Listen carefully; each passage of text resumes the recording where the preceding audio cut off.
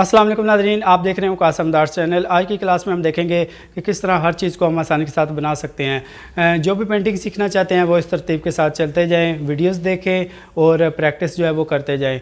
नाज़रीन, सबसे पहले हमने लाइन वर्क किया, बहुत सारी हमने लाइंस लगाई, राउंड्स लगाए और स्ट्रोक्स लगाए हैं। शेडिंग को हमने समझा और इसकी भरपूर प्रैक्टिस की है। तो नाज़रीन, ये सब प्रैक्टिस करने के बाद आपने नेट से कुछ इस टाइप की तस्वीरें जो हैं वो डाउनलोड कर लेनी है, जिनमें स्टेप बाय स्टेप बताया गया हो। तो आपने ऐसी 10 से 15 ड्राइंग्स जो हैं वो आपने बनानी है।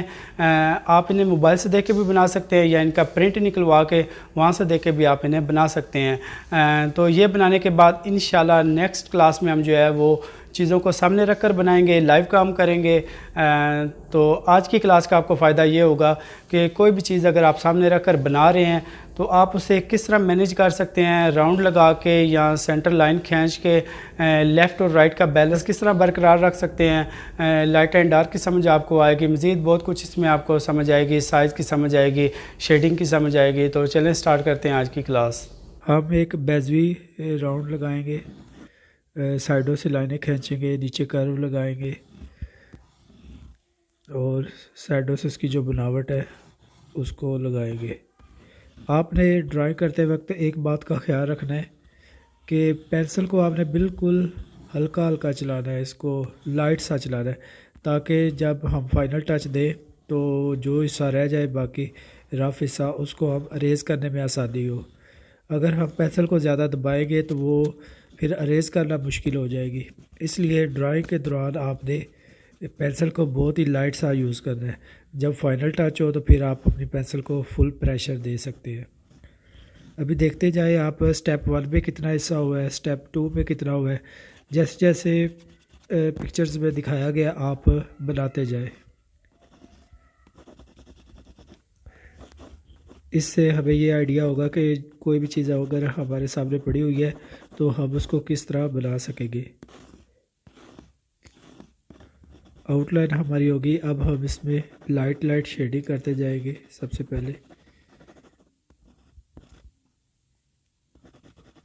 ये रफ सा एक डिज़ाइन बना हुआ है वो हमने बना दिया यहाँ पे।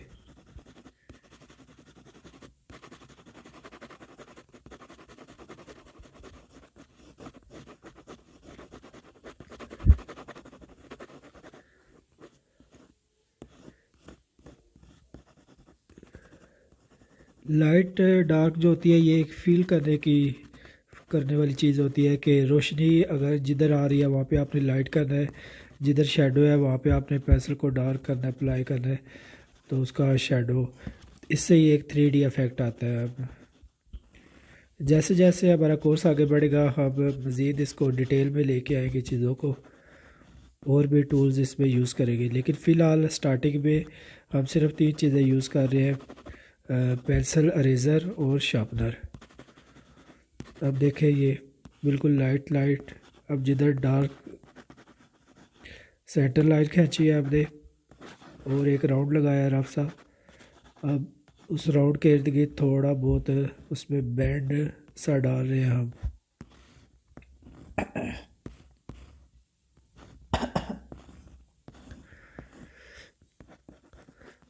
ये हमने एक रफ सी आउटलाइन कर ली है।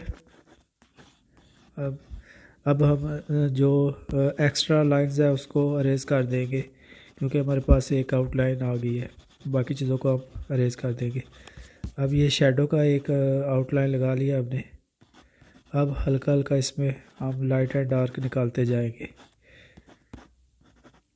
पिक्चर को आप फॉलो करते जाए, जिधर से आप देख रहे हैं जैसे जैसे स्टेप किए गए हैं आप भी 1 बाय 1 स्टेप करते जाए तो इंशाल्लाह चीज़ बनती जाएगी।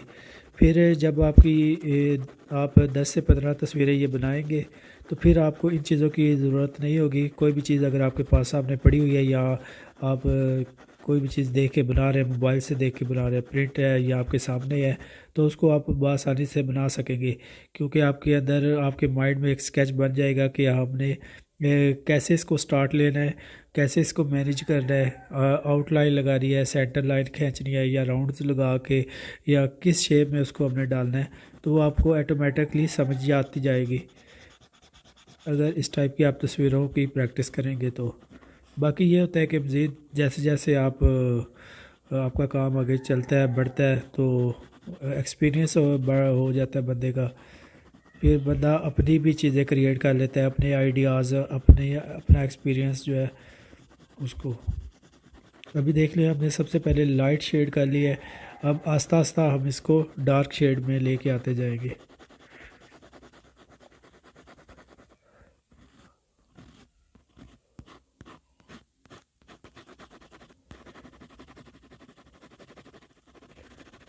अब हम अपने पेंसिल के प्रेशर को ज़्यादा दबाएंगे तो डार्क हो जाएगा, अगर प्रेशर को कम करेंगे तो फिर लाइट लगेगी।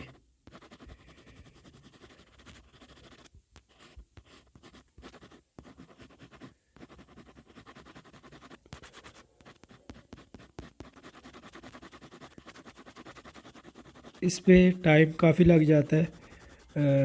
मैंने तो ये वीडियो की स्पीड जो है वो बढ़ाई हुई है, और ये आवाज़ की एडिटिंग मैंने बाद में की है।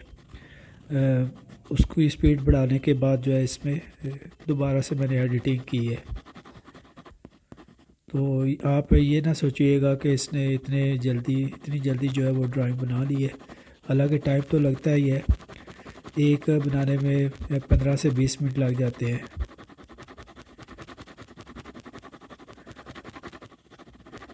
बाकी जितना आप डिटेल में जाते हैं तो टाइम बढ़ता जाता है। स्टार्टिंग में स्टूडेंट जो भी चीज़ बना रहा है बस वो लगनी चाहिए। अगर आप एप्पल बना रहे हैं तो एप्पल दिखना चाहिए, बहुत अच्छा नहीं दिखना चाहिए, क्योंकि अभी आपका स्टार्ट है। अब हम एक सेंटर लाइन खींचेंगे, नीचे एक लाइन खींचेंगे अब, और लेफ़्ट और राइट पे बिल्कुल स्पेस बराबर रखेंगे। ये आपने आईडिया से लगा दिया। स्केल के साथ भी आप लाइन लगा सकते हैं, अगर आप सीधी लगा सकते हैं तो ऐसे भी सही है, फ्री हैंड भी लगा सकते हैं, नहीं तो आप स्केल भी यूज़ कर सकते हैं।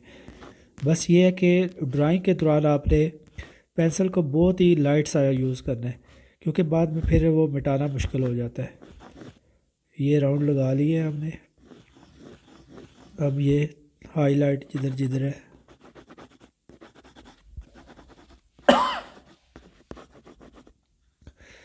रफ लाइनों को हम मिटा देंगे।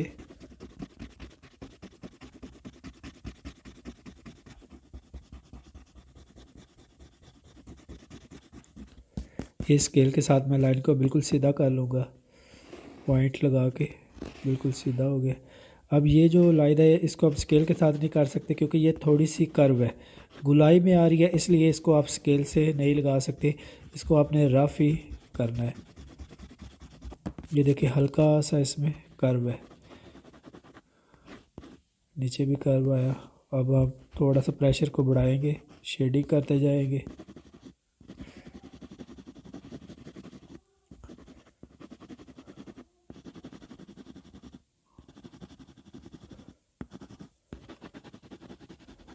ऐसी आपने 10 से 15 ड्राइंग्स जो आप बनानी है, ज़्यादा भी बना सकते हैं लेकिन कम से कम 10 से 15। फिर इससे आपने ये नहीं चीज़ें रखनी, आपने चीज़ें चेंज करते रहना है। घर में कुछ भी पड़ा हुआ है, प्याज पड़ा हुआ है, या बर्तन है, कोई भी जग है, गिलास है, सब्ज़ी है, फ्रूट है, या कोई किसी बच्चे का टॉय है, तो उसको भी आप रख के सामने बना सकते हैं। घर में ऐसी चीज़ें होती हैं बर्तन वगैरह, तो उनको भी आप रख के आप बना सकते हैं। किसी साइकिल को सामने रख सकते हैं आप, काफ़ी सारी चीज़ें होती हैं, आप उनको बना सकते हैं।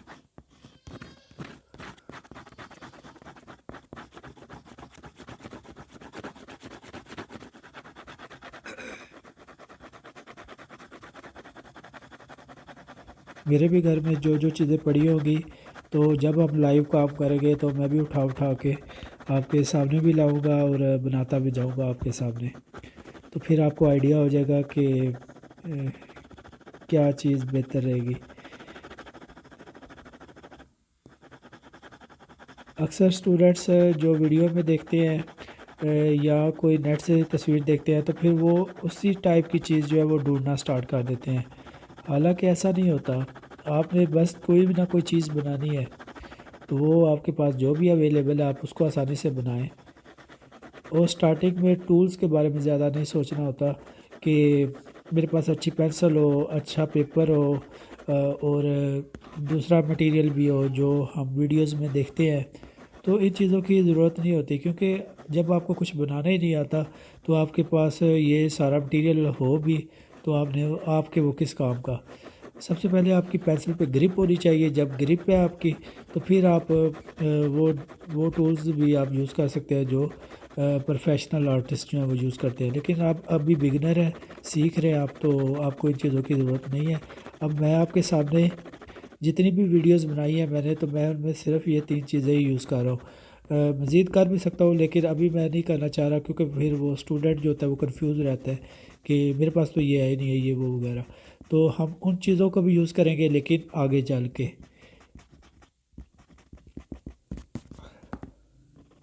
स्टेप बाय स्टेप आपने जिधर जिधर आपको डार्क नज़र आ रहा है आपने वहाँ पे डार्क पेंसिल अप्लाई करते जाना है।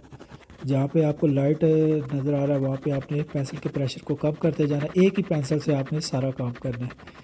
तो हम थोड़ी सी पेंसिल डार्क यूज़ कर रहे हैं, हम 10 भी यूज़ कर रहे हैं।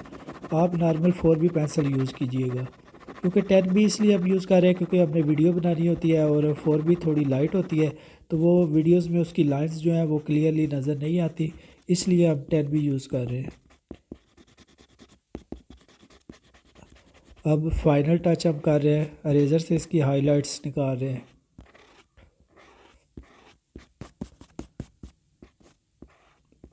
जितना डिटेल में आप जाएंगे उतना ही इसकी लुक जो है वो ज़्यादा बनती जाएगी 3D।